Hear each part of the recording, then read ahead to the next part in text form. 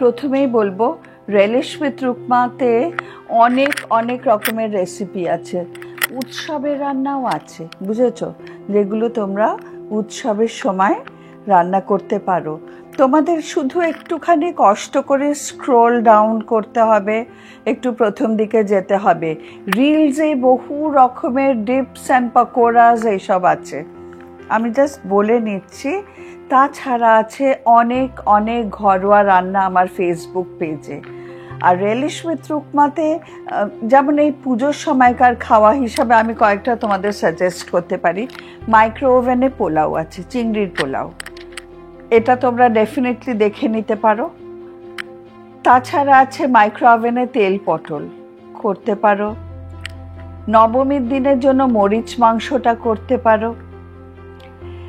এছাড়া পায়েস আছে, সাবুর পায়েস আছে ফেসবুক পেজে। রাবড়ি আছে ইউটিউব চ্যানেলে। রাবড়িটা যে এত সহজে হয় এটা কিন্তু ভাবতেও পারবে না, আর আমি গ্যারেন্টি দিচ্ছি রাবড়িটা যদি ঠিকঠাক সার্ভ করতে পারো কেউ বুঝতেই পারবে না ওটা বাড়িতে বানানো রাবড়ি। আর একটা সাবেকি রান্না আছে মাংসের চপ। পায়েসের রেসিপি তো আছেই বললাম আমার ফেসবুক পেজে। ধরো মাংসের চপ, যেটা আজকাল পুরো কলকাতা ঘুরে ভালো চপ পাওয়া যায় না, জানো। চপের সাথে আলু মেখে টেখে একটা কি করে আই ডোন্ট নো। চপটা একটা অ্যাংলো ইন্ডিয়ান খাবার, যেটা কথাটাই বলে মিট পোট্যাটো চপ। আলুর খোলার মধ্যে মাংসের পুর দেওয়া চপ থাকবে। এমন চপ কোথায়, তোমরা বলো কোথায় পাওয়া যায়? একটা দুটো জায়গায় বা কোনো ক্লাব টাবে পাওয়া যায়, তাছাড়া পাওয়া যায় না। তো সেই চপের রেসিপি আমি তোমাদের দিয়েছি, মাংসের চপটা দেখে নিও প্লিজ। ডিমের কচুরি তো আছেই, আর এমনি কচুরি, ভাঙা আলুর তরকারি, এগুলো দেখো, এগুলো পুজোর সময় খুব লাগে। তোমাদের একটা সহজ রেসিপি বলি, যেমন ধরো 1 কাপ ময়দা, 1/2 কাপ সুজি, ঠিক আছে? 1 কাপ ময়দা, 1/2 কাপ সুজি, আর 1/2 কাপ চালের গুঁড়ো। এই রেশিওতে মেখে নিলে 3 টেবিল স্পুন ঘি দিয়ে মাখলে, কালো জিরে দিলে, একটু হিং দিলে, একটু নুন দিলে, একটু লঙ্কার গুঁড়ো দিলে, দিয়ে ভালো করে মেখে নাও। মেখে নিয়ে 1/2 ঘন্টা ঢাকা দিয়ে রেখে দাও, নিয়ে আবার ঠেসে নাও। নিয়ে এবার ছোট ছোট পুরির আকারে, খুব পাতলা করে বেলবে না লুচির মতন, আবার খুব মোটাও না, একটা ঠিকঠাক, যেমন পুরি কচুরির মাঝামাঝি এটা একটা জিনিস। আর বেশ স্টিফ থাকে, মানে ব্যাপারটা স্টিফ থাকে, লুচির মতন পেটিয়ে যায় না। এটার সাথে একটা যে কোনো আলুর তরকারি আমি অনেক দেখিয়েছি, সেটা একটা করে নিতে পারো। চট করে চিকেন পকোড়া, চিকেনের বোনলেস পিস একটু যদি ফ্রিজে রাখো, সেই বোনলেস পিস থেকে একটু টুকরো টুকরো করে কেটে নিলে, একটুখানি রসুন কুচি, কাঁচা লঙ্কা কুচি, ধনে পাতা কুচি, একটুখানি কর্নফ্লাওয়ার, একটা ডিমের সাদা, একটুখানি জোয়ান, একটুখানি সাথে ময়দা, এইসব দিয়ে ভালো করে ঝুরঝুরা করে মেখে নেবে। আর তারপরে তোমাদের যদি ইচ্ছে করে একটু লঙ্কার গুঁড়ো দিতে পারো, একটু পেঁয়াজ দেবে না কিন্তু, হ্যাঁ পেঁয়াজ দিলে ওটা জল কেটে যায়। একটু আদা কুচি দিতে পারো, একটু ধনে পাতা, এসব দিয়ে ভালো করে মেখে ছোট্ট ছোট্ট করে পকোড়া মিডিয়াম ফ্লেমে ডিপ ফ্রাই করে নেবে। এটা খুব ভালো।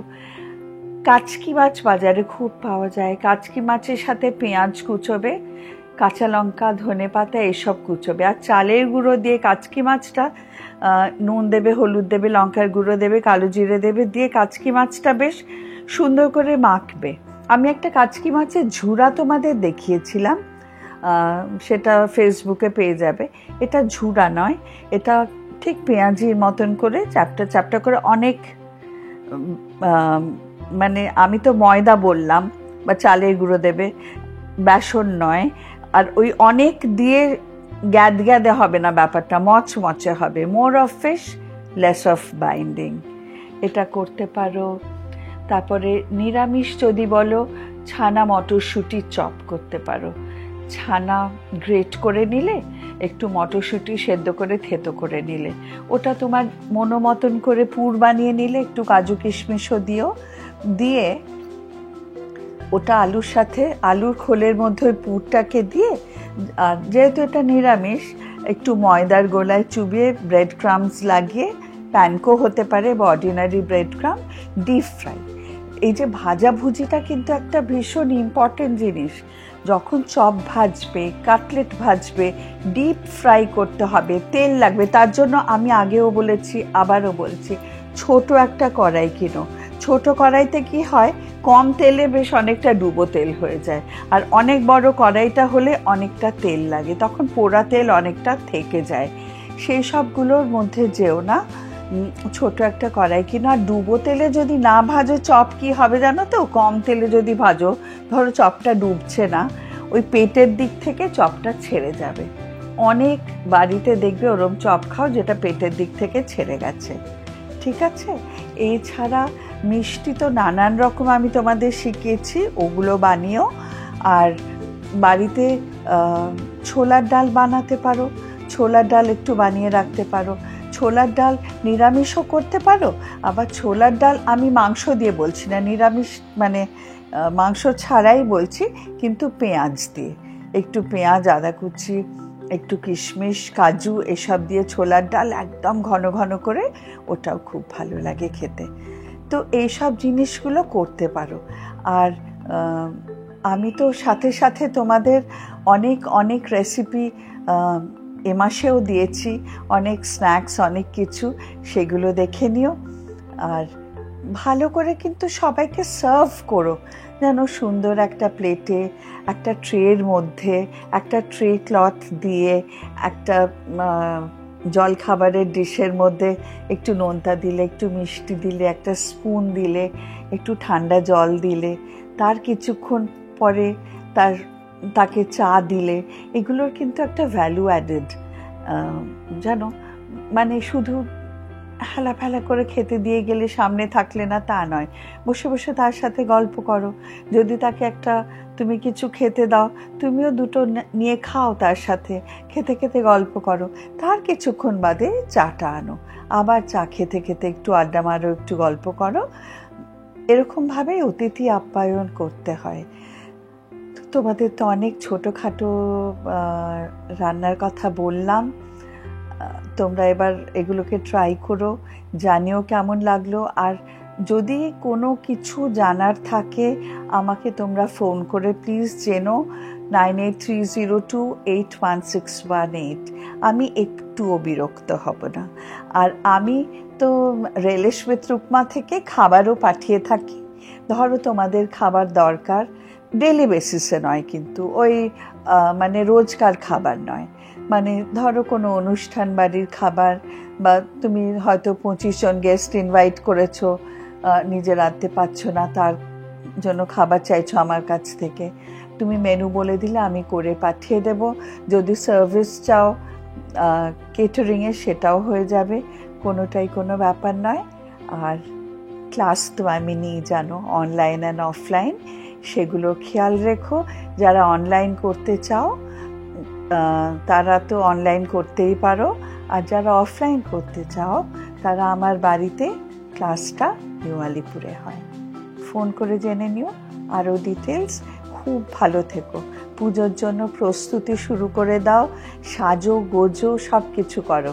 আর জানো, যতক্ষণ রান্নাঘরে থাকবে, রান্নাঘরের জিনিস নিয়ে কত সাজুগুজু করে ফেলা যায়। ধরো মোচা কাটলে, এঁচড় কাটলে, হাতটা কালো কালো হলো, হাতে কি করবে বলো তো? একটু সর্ষের তেল নিয়ে নাও, একটু চিনি নাও, একটু নুন নাও, নিয়ে ঘষতে থাকো এরম করে, যতক্ষণ না পুরো গ্র্যানুয়েলসগুলো হয়ে যায়, মানে একদম গলে যাবে। নিয়ে হাতটা ভালো করে ধুয়ে ফেলো। নিজে দেখো, নিজের হাত দেখে নিজে চমকে যাবে।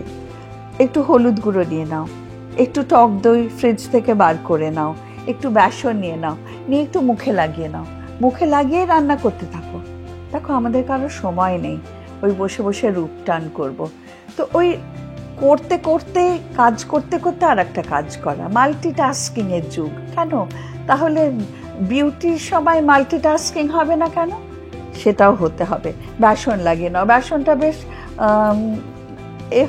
মানে টাইট হয়ে গেল, বেসিনের সিঙ্কে মুখটা ধুয়ে নাও, ধুয়ে একটু রান্নাঘর থেকে গোলাপ জল তো থাকেই, পায়েস বিরিয়ানি এসব দেওয়ার জন্য একটু গোলাপ জল দিয়ে একটু মুখটা ধুয়ে নাও জলের ঝাপটা দিয়ে, একটু বরফ লাগিয়ে নাও, এক স্লাইস বরফ দিয়ে, একটু ধরো শশা কেটেছো স্যালাডের, একটুখানি যেগুলো ওই তেতোর দিকটা বাদ দাও, ওটাকে একটু চোখে টোখে ঘষে নাও, একটা কালো ছোপ টোপ উঠিয়ে দেবে। এইভাবেই কাজের মধ্যে থাকতে হবে, ব্যস্ত রাখতে হবে নিজেকে, আর তার মধ্যে নিজেকে সুন্দর দেখাতে হবে। বুঝেছো? পুজো আসছে বলে কথা, সবাইকে অনন্যা হতে হবে, তাই না? পুজোর সময় একটা অন্য আমেজ, মেয়েদেরকে অন্য রকম একটা সৌন্দর্যে দেখা যায় পথে ঘাটে, নতুন শাড়ি, একটা অন্য রকম চাকচিক্য এসে যায়। সেটা কেন বলো তো? সবটাই মনের আনন্দে।